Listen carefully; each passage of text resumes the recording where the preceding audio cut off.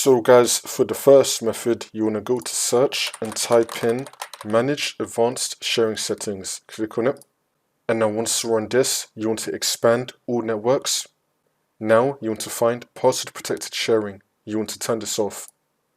Once you turn that off, see if that works. For the second method, you want to go to search and type in local security policy. Click on it. And now once you're on this, on the left hand side, you want to expand local policies. And now you want to click on security options.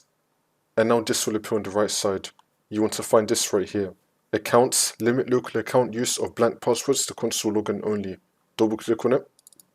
You want to disable this. And then click on OK. See if that works.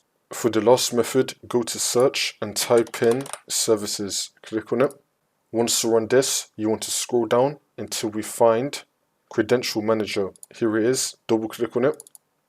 Make the startup type disabled and then click on stop, which will then make the service status stopped, and then click on OK.